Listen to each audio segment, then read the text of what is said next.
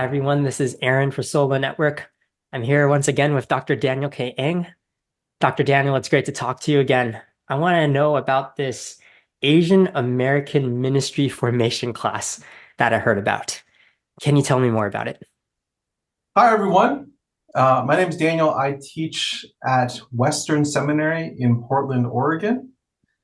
We actually have a campus in San Jose as well, and I'll be talking about that in a minute.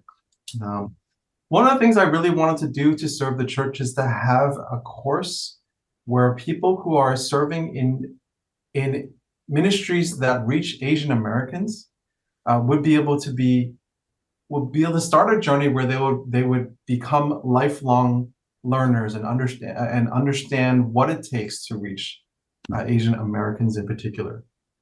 A few years into serving as a pastor, I realized that there were some experiences and there's some situations in my Chinese American church that I was not equipped for in seminary.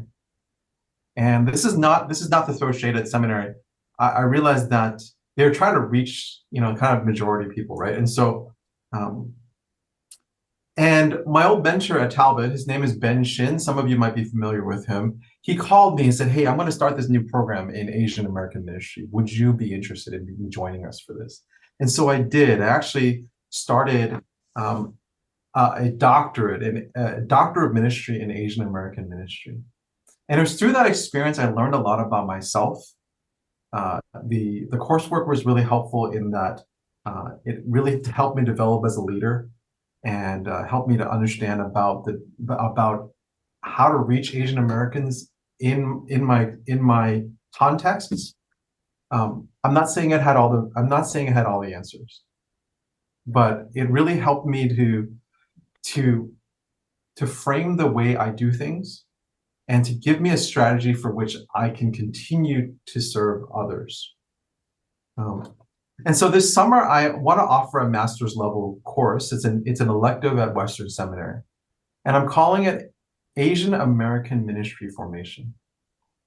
And the reason why I'm calling it Asian American Ministry Formation is because I believe a lot of ministry is depends on how the leader is shaped. Um, and so um, and so I'm doing this to serve churches and parachurches that are reaching Asian Americans.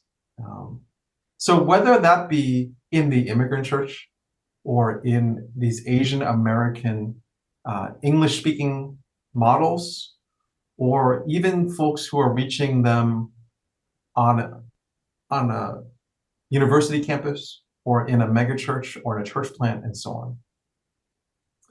And it's not just for pastors, it's for people who are church volunteers or people who really want to be sharp in this area.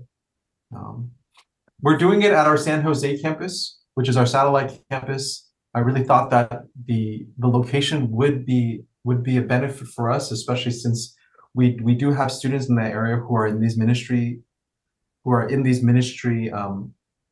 contexts, but we're also offering it Zoom only. And the reason why I'm offering a Zoom only option is because I want to serve people all over the country. Maybe people who wouldn't be able to come to San Jose for our intensive. And so it will be a one-day intensive in San Jose. We're also having some Zoom meetings, and those who cannot make it to San Jose can join us virtually on the day that we're in San Jose. I love how you are making this class uniquely like from your experience of being Asian American and also having gone through seminary yourself. But I also love the fact that you understand that Asian America is broad and there's a wide range of experiences. And so it's not like, oh, everybody has to go through your spiritual or your ministry formation class because you know exactly what it's like. But I think it's more like, oh, you can actually understand and be like, oh yeah, I've seen certain things. I know that you can have variances here and there, but generally this is what we need to be aware of. Can you give me a preview of your class? Sure. I'm going to have three parts to it. So the first third, we're going to talk about leadership formation. And that's really asking ourselves, how has God shaped me as a leader and as a ministry servant? And so I'm going to ask people to learn about their family's migration history. Now, Asian Americans all share the experience of migration in our family history, whether or not we're the immigrants or our parents or grandparents and so on. Um, we can all talk about some kind of relocation.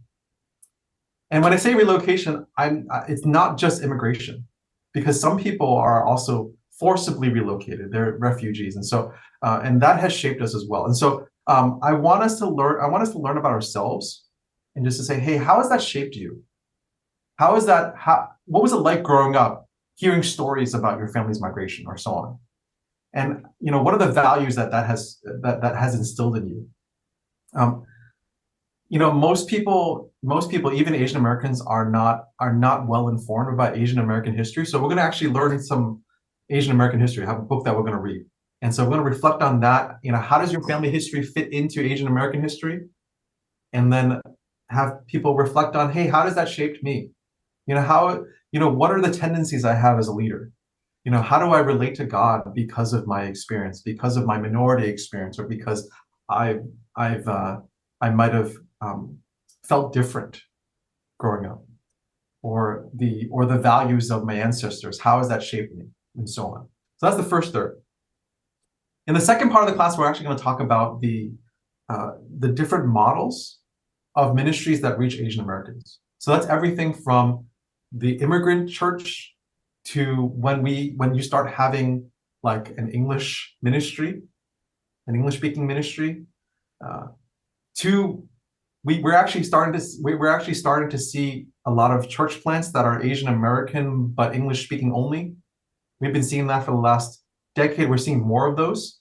We're starting to see a lot more instances of where an English ministry is planting a church on the same campus. So we'll talk about that as well. Uh, but also we're seeing other kinds of ministries reach Asian Americans. We're seeing mega churches have a large contingency of Asian Americans. We're actually starting to see that they're developing language specific ministries.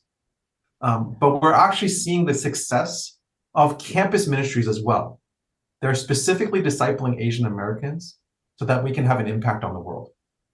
And so, what are the different models? What are the pros and cons?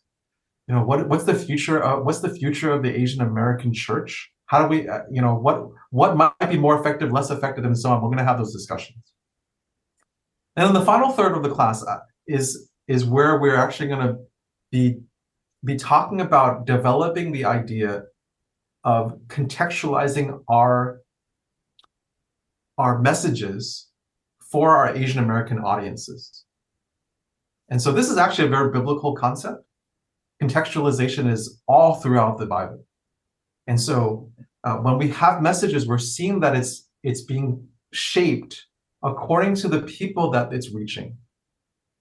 So I'll give you an example. I mean, we have 4 different accounts of the life and the death and resurrection of Jesus, right? But why are they different? They're different because they might be having different purposes and they're reaching different audiences. So for example, Matthew is reaching a Jewish audience. Mark is probably reaching a Roman audience. And so what's going on there? How is that being contextualized? How's that gospel message being contextualized in a different way? And so we're going to study what the New Testament does, but then more importantly, we're going to apply those skills to our contexts. So our final project is going to be, hey, writing a sermon or writing a Bible study that's going to be contextualized for your ministry audience. And that's just getting started. I'm just like my Doctor of Ministry program didn't have all the answers. I'm not saying I'm going to have all the answers. I'm just saying, hey, let's start this process. Let's get you on a process to becoming lifelong learners, and so that you can be the most effective ministers you can be.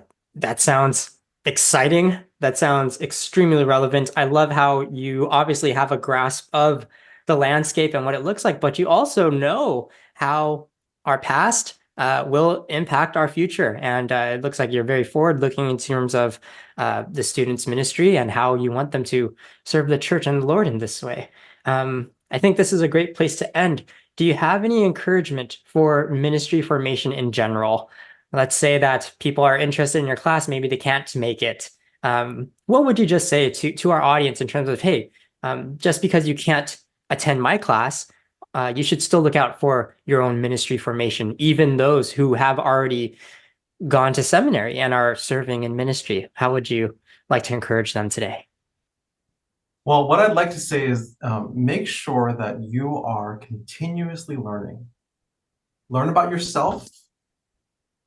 Learn about the Bible, and learn about your audience. If you are continuously being a lifelong learner of the people you're reaching, of the scriptures and yourself, you're going to be a more effective minister.